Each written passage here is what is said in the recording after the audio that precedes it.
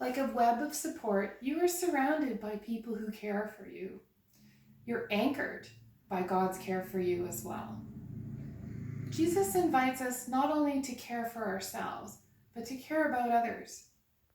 In Matthew 22, not only are you to love God with your whole self, but equally, and of course far more difficult, is to love your neighbor as yourself.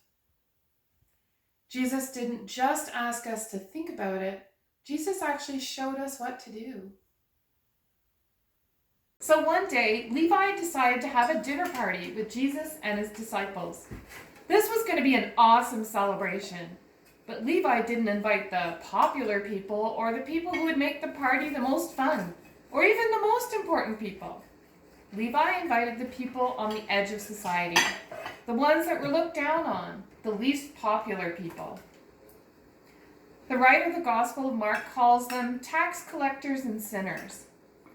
Tax collectors were seen as collaborators with the Romans who were oppressing the Jewish culture that Jesus was born into.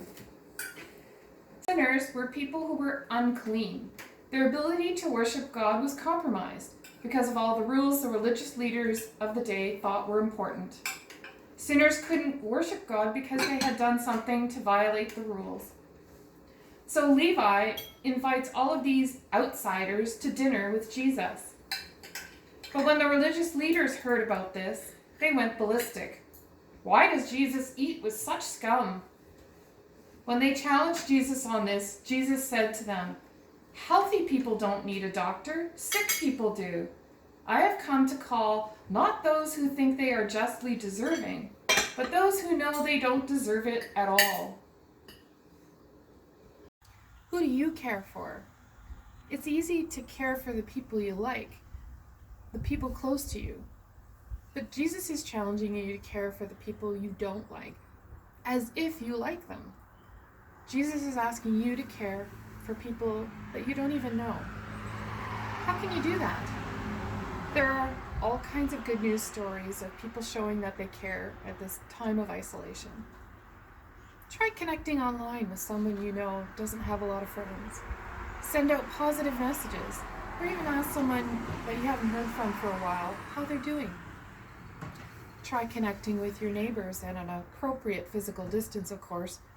You could play I Spy with their kids over the fence. How about writing letters or making signs for seniors for their lawn? What you do for someone else right now is going to make a difference. It's going to make this world a better place. Show you care to the insiders and the outsiders.